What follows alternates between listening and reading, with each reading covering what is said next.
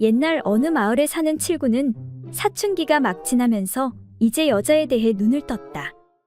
그런데 칠구는 또래 여자를 좋아하는 게 아니라 나이 많은 여인들을 좋아하는 이상한 취향이 있었다. 그 중에도 특히 과부 금자를 좋아했고 틈만 나면 금자를 따라다녔다. 아이고, 오늘 날씨가 왜 이리 덥지? 냇가에 가서 멱이나 감아야겠다. 얼커니, 좋은 기회가 왔구나. 칠구는 미리 냇가 나무에 올라가 숨어 금자의 이곳저곳을 살펴보는데 아, 시원해. 상쾌하구나. 아따, 환장하겠구만. 내가 10살만 더 많았어도 바로 꼬셔버릴 텐데. 그때 금자는 이상한 기운을 알아채는데 야, 너 누구야? 다 봤어. 너 칠구지? 그렇게 칠구는 금자에게 꼼짝없이 들키고 말았다. 어린 놈의 자식이 못됐구나. 너 나를 몰래 따라다니며 훔쳐본 게 하루 이틀이 아니야. 너 내일 내 아버지 모시고 와. 도대체 가정교육을 어떻게 시키는지. 그리고 다음날 칠구는 아비와 함께 금자를 만나는데 이보시오, 박씨. 아들 교육을 어떻게 시켰길래 홀로 사는 여인네를 따라다니며 밤낮으로 훔쳐본단 말이여. 아니, 너 그게 사실이냐? 네, 아버지. 못난 놈, 사내놈이 뒤에서 비겁하게 무슨 짓이냐? 거시기 떼거라, 이놈아! 됐고, 얼른 사과나 받아야겠소. 이놈아, 얼른 금자댁한테 사과드리거라. 그럼 아버지가 사과해 주시지요. 이놈아, 니놈 사과를 받아야겠다지 않느냐? 훔쳐보면 사과해야 된다 하지 않아요? 그래, 훔쳐본 거 사과 받고 싶다잖냐? 그럼 아버지가 먼저 금자 아줌마한테 사과해야지. 나도 하지요. 너 다 알고 있었니? 그럼요. 제가 아버지 하는 거 따라한 거잖아요. 하니 그 말에 박씨가 그래, 그럼 빨리 집에 가서 할아버지 모시고 오너라.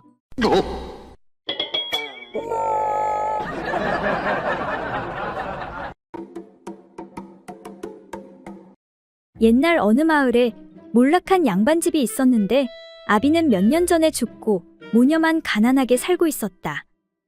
그런데 딸은 아름답고 현명하여 이웃집 양반과 정혼을 하고 혼인날을 기다리고 있었다. 그러던 어느 날 마을 불안당 덕추리가 그녀의 어미를 찾아오는데 여긴 어쩐 일로 오셨소? 아니, 춘심이가 시집 간다고요?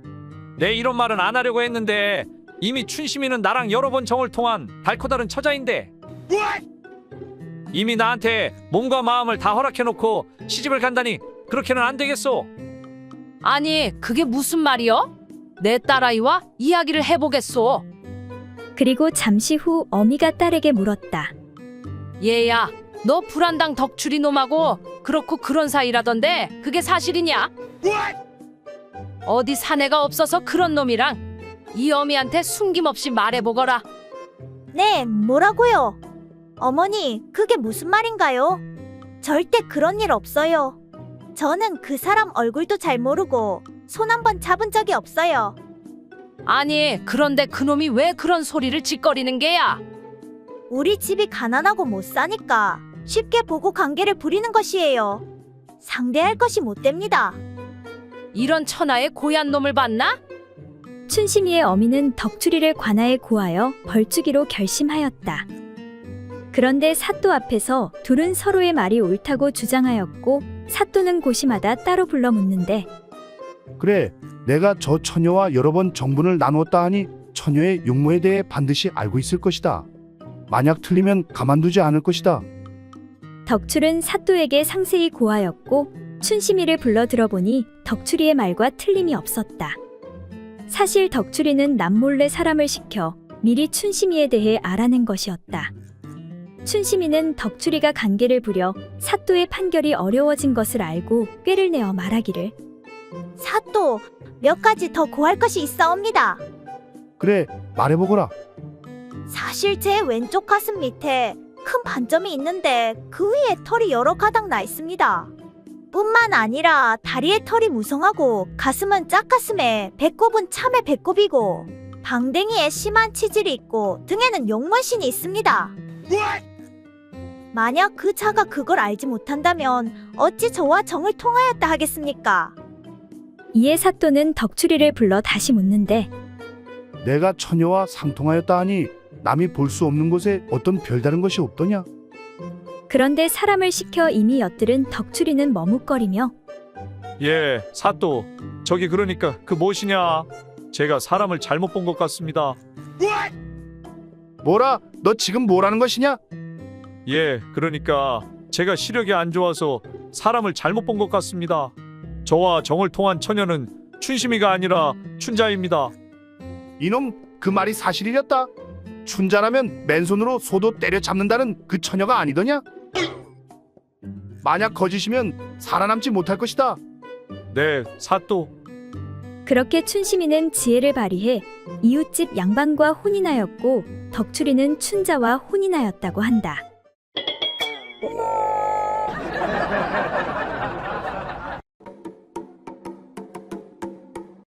어느 한 노인이 세 아들을 두어 모두 성혼시키고 회갑을 맞이하게 되었다. 많은 음식을 차려놓은 상 앞에 앉은 노인에게 새 며느리가 차례로 나와 잔을 올리며 헌수했다. 먼저 큰 며느리가 잔을 올리면서 말했다. 아버님은 오래오래 사셔서 부디 천왕씨가 되십시오. 이에 시아버지가 그 뜻을 물었다. 얘야, 그게 도대체 무슨 소리냐? 옛날 천왕씨가 18,000세를 살았기 때문에 아버님께서도 그렇게 오래 사시라는 뜻으로 한 말입니다. 그래, 그거 좋다. 다음은 둘째 며느리가 잔을 올리면서 아버님은 지왕씨가 되십시오. 옛날 지왕씨도 18,000세나 사셨다고 합니다. 라고 말하니 시아버지는 역시 매우 흐뭇해했다. 그래, 다들 고맙구나. 이제 마지막으로 막내 며느리가 나와서 잔을 올릴 차례였다. 아버님은 부디 남자의 소중이가 되십시오. 이 말에 시아버지는 화를 내면서 물었다. 해야, 내 그 무슨 버릇없는 소리냐? 그게 무슨 뜻인고? 이 물음에 막내 며느리는 웃으면서 다음과 같이 설명했다. 아버님, 들어보십시오. 제가 아버님의 막내 아들 소중이를 만지면서 가지고 놀아보니 힘없이 죽어 있다가도 제가 손만 대면 항시 다시 살아납니다. 그러니 그게 바로 장생불사가 아니고 무엇이겠습니까? 그래서 아버님도 소중이처럼 죽었다가도 항상 다시 살아날 수 있게 되시라는 뜻입니다.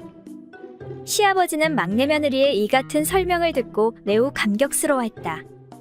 해야, 내 말이 가장 마음에 든다.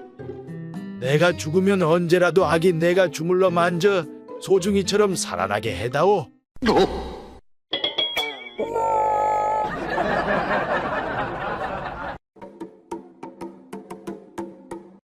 옛날 어느 고을에 장터에서 장사를 하며 살아가는 사내가 있었다.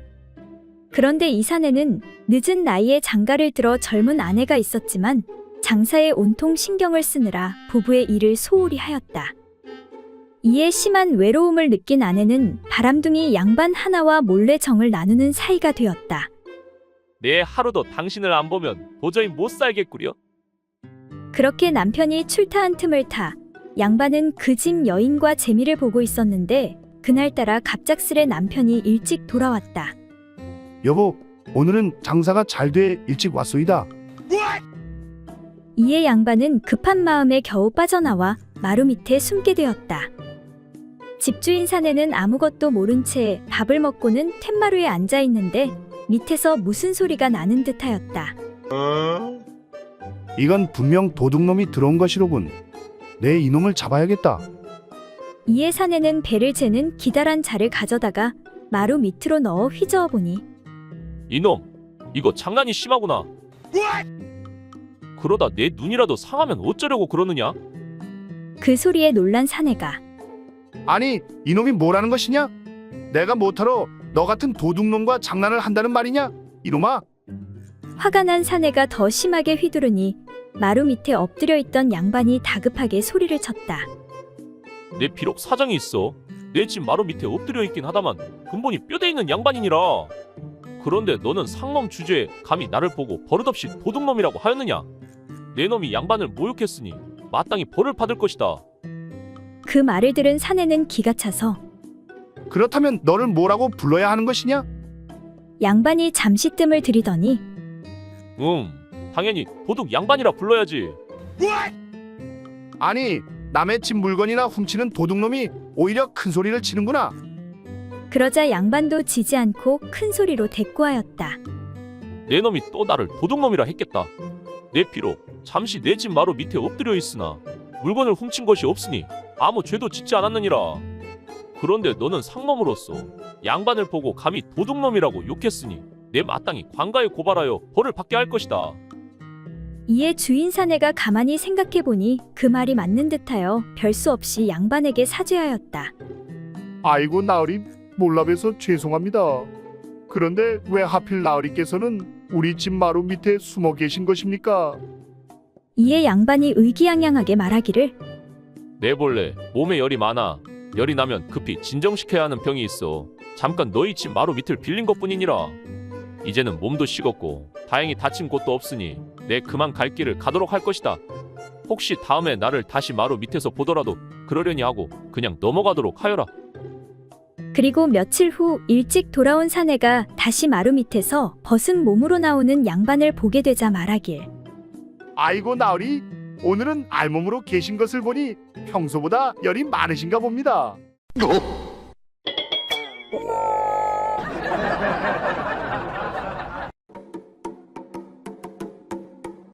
머슴 사는 홍서방이 저작거리에서 오랜만에 친구 칠보기를 만났다. 그런데 칠보기가 어두운 표정으로 괴로운 듯 보이는 것이었다. 그래서 홍서방이 칠보기에게 물었다. 이복의 칠복이 자네 얼굴이 왜 그런가? 어디 아픈 데라도 있는가? 그러자 칠보기가 신음소리를 내며 말했다. 요즘에 친구들과 늦게까지 술을 퍼마셔서 그런지 머리가 지끈지끈하고 속도 안 좋고 그렇구먼. 홍서방이 고개를 끄덕거리며 혀를 찼다.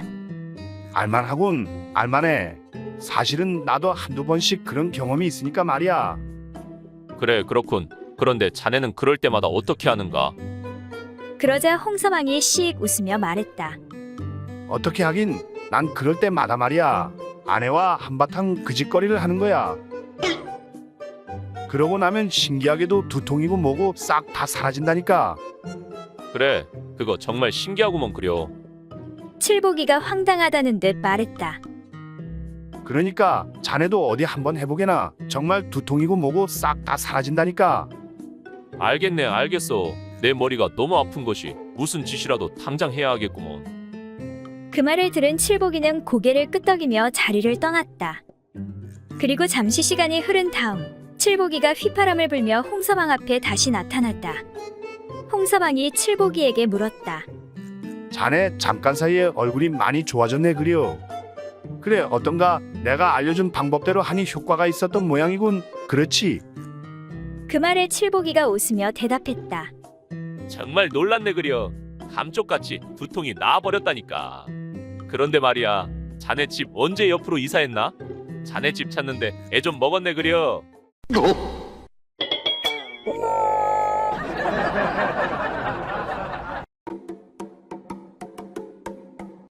옛날 어떤 젊은이가 유명한 박수무당의 제자가 되었다. 그러나 무당은 뭣 하나 변변히 가르쳐주는 것 없이 허드렛 일만 시키는 것이었다. 제자는 때가 되면 가르쳐 주겠거니 하고 틈틈이 스승이 하는 것을 열심히 살펴 머릿속에 새겨두곤 했다. 그러던 어느 날 스승이 외출하고 없는 사이에 어떤 사람이 찾아와 급히 굿을 하여 달라고 청하는 것이었다. 스승님께서 지금 출타 중이신데 사나흘 후에나 돌아오실 것 같습니다. 우리 집 향월이가 학질에 걸려 죽어가는데 어떻게 기다린단 말이오? 하고는 오히려 그 사람이 화를 내는 것이었다. 아니 향월이라면 이 고을에서 제일 미모가 뛰어나는 그 여종이 아니오? 그렇다면 제가 한번 가보겠습니다. 배울 것은 거진 다 배웠으니까 스승님이나 진배 없을 것입니다. 우선 부딪혀 볼 생각으로 제자는 그 사람을 따라갔다. 하지만 막상 하려니 어떻게 해야 할지도 모르겠고 무엇보다 향월이의 뛰어난 미모에 다른 마음이 생기게 되었다. 지금부터 치료를 시작할 테니 여기 사방에 병풍을 치고 무슨 소리가 나더라도 아무도 접근하지 못하게 하십시오. 그리고 나서 제자는 징을 치고 춤을 추면서 아무런 주문을 외워대다가 향월이를 끌어안고 옷을 모두 벗긴 다음 이상야릇한 짓을 해버리고 말았다. 그렇게 해서 향월이는 땀을 비오듯 쏟아내었고 그 때문인지 학질은 씻은 듯이 낫게 되었다. 제자는 향월이를 고쳐주고 사례를 잔뜩 받아 돌아왔다. 그리고 몇 달 후 또 그 사람이 찾아와 이르기를 우리 대감마님께서 지금 학질로 고생하고 있으니 어서 좀 고쳐주시오. 그런데 이번에는 고칠 자신이 없어 제자는 스승에게 전말을 구하고 용서를 빌었다. 스승님이 안 계실 동안 제가 멋대로 가서 엉터리로 구슬하였습니다. 용서하여 주십시오. 그러니 어서 가서 대감마님의 병을 고쳐주십시오. 그 말을 들은 스승 박수무당은 의아한 표정을 지으며 말했다. 기특한 놈, 내 놈이 드디어 모든 것을 다 익혔구나. 사실은 나도 그 정도밖에 할 수 없으니 이번에도 내가 가서 고치도록 하여라.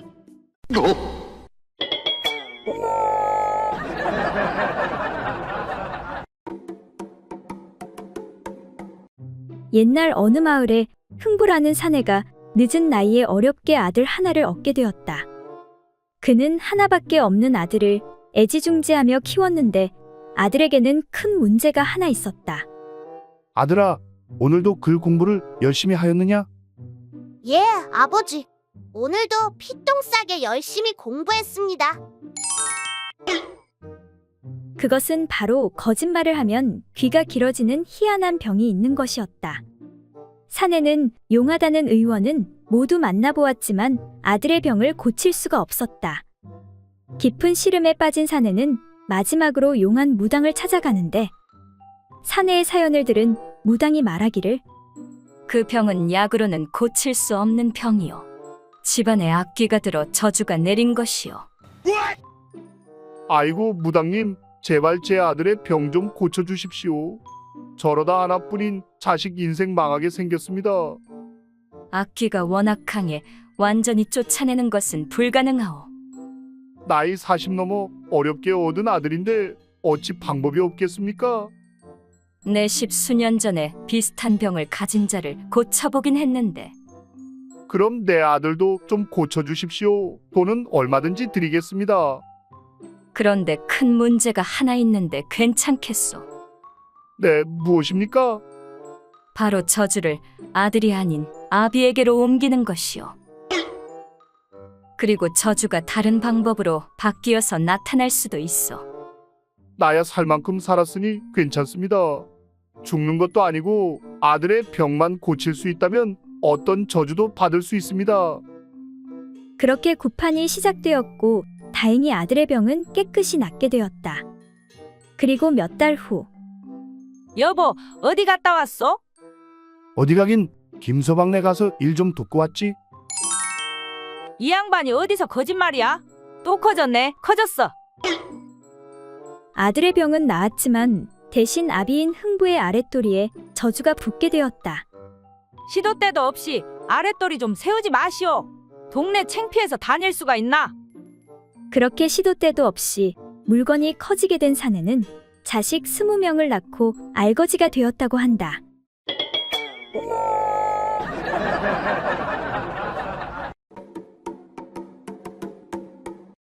옛날 어느 고을에 여자들 희롱하기를 즐기는 양반이 한 명 살고 있었다. 그는 한양 바닥을 휘젓고 다니는 한량이었는데 이번에 사천 고을 원님으로 관직을 부여받아 한껏 부푼 마음으로 사천으로 가는 길에 올랐다. 거들먹거리며 길을 가던 원님은 중간에 강을 만나서 배를 타고 강을 건너게 되었다.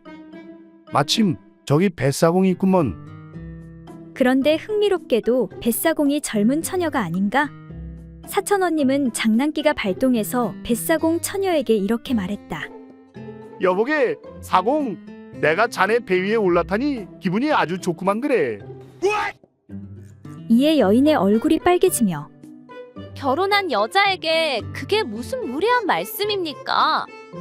사천원님은 개의치 않고 실실 웃으며 한마디 더 했다. 그렇소. 그럼 미안하오. 그러면 남편의 성은 무엇인고? 백서방이라 하옵니다. 모시라. 이런 백서방을 모시려면 고생이 많겠군. 하나도 힘든데 100명이라니 말이야. 그러자 화가 난 여인이 되물었다. 그러는 댁은 뭐 하는 분이신지요?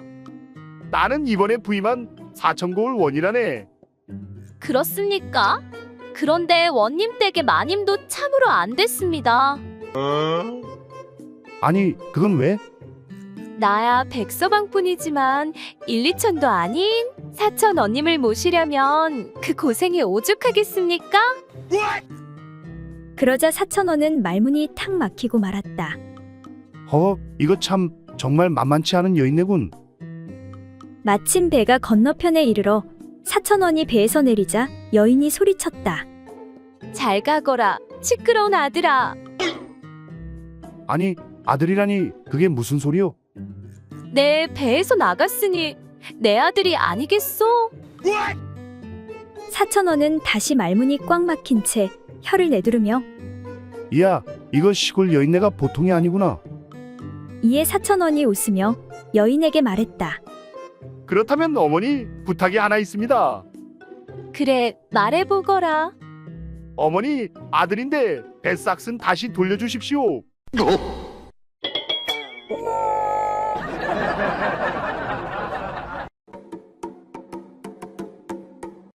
옛날 어떤 과부가 있었는데 몹시 음기가 강하여 큰 물건을 가진 남자를 찾고 있었다. 옛말에 코가 큰 사람은 물건도 크다 하였으니 어디 코가 큰 사람을 찾아봐야겠다. 하루는 장에 가서 오가는 사람들을 자세히 살펴보고 있었는데 코가 큰 사람이 보이지 않아 실망하고 있었다. 저녁 무렵이 되어 갈 때 어떤 한 사람이 지나가는데 행색은 초라하였으나 그의 코를 보니 보통 사람의 코보다 몇 배나 되어 보였다. 드디어 찾았네. 찾았어. 이에 여인은 몹시 기뻐하며 이 사람이야말로 물건이 매우 클 것이라 생각하고 가머니설로 유인하여 집으로 데리고 왔다. 과부는 산의 진미를 차려놓고 저녁을 대접한 후에 밤이 되기를 기다렸다. 차린 것은 별로 없지만 맛있게 드시구려. 처음 만난 내게 이런 대접을 해주니 정말 고맙소이다. 그리하여 과부는 드디어 사내와 즐거운 시간을 가지게 되었다. 그런데 의외로 그 사람의 물건이 어린 아이의 것과 같이 작아 쾌감을 느낄 수가 없었다. 과부는 분함을 참지 못하여 아니, 코가 이렇게 큰데 물건은 어린 아이만도 못하다니. 내가 속았네. 속았어. 하고는 사내를 책망하였다. 차라리 저 큰 코로 하는 것이 낫겠네. 낫겠어. 하고는 남자의 얼굴 위에 엎드려 코를 그곳에 들이밀어 보니 오히려 남자의 물건보다 훨씬 좋아서 자유자재로 문지르며 즐거운 시간을 보냈다. 그러는 동안에 첫 딸기 울고 날이 밝기 시작하자 여인은 그 남자를 얼른 쫓아내었다. 어디서 그런 물건을 달고 사기를 치는 것이오? 얼른 나가시오. 남자는 세수도 못한 채 쫓겨나 자기 집으로 돌아가는데 길가에서 마주친 사람이 그의 얼굴을 보면서 아니, 무슨 놈의 미음이 온 얼굴에 묻어있어. 당신은 미음을 입으로 먹지 않고 코로 마셨소. 이에 당황한 남자가 둘러대길. 그러니까 의원이 그러는데 코에 미음을 바르면 피부도 좋아지고 복이 온다고 하지 않겠소?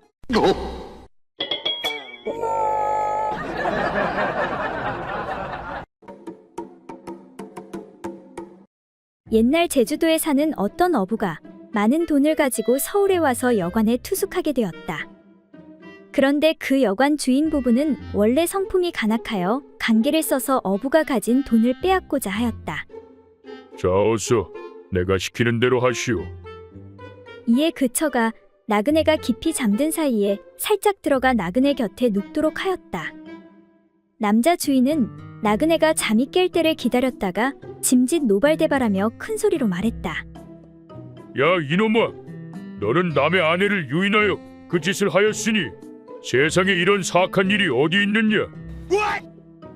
주인 남자는 관가에 고소하겠다고 으름장을 놓고 한편으론 자기 처를 때리니 처가 울며 말했다.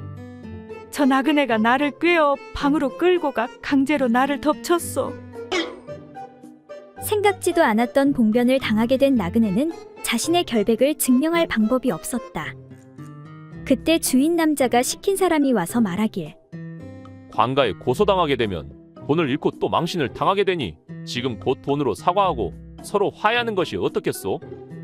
나그네는 억울하기 그지없어 망설이고 있던 참에 아침나절에 관가에 소환을 당하게 되었다. 나그네는 사또 앞에서 변명할 말이 없던 중 문득 생각나는 것이 있어 말했다. 사또 날이 남녀간에 그 짓을 한 물건에 때가 끼어 있을 수가 있겠사옵니까? 하고 묻자 사또가 어찌 때가 묻어 있을 수가 있겠는고? 절대로 때는 묻어 있지 않을 것이다. 이에 용기를 얻은 나그네가 말하길. 그렇다면 저희 물건을 한번 검사하여 주시옵소서. 그리하여 사또가 나그네의 물건을 이리저리 자세히 살펴보고 나서 말했다. 이건 너무 작아서 쓸 수가 없겠는걸. 이리하여 나그네는 억울한 누명을 벗고 여관 부부는 무고죄로 벌을 받았다고 한다.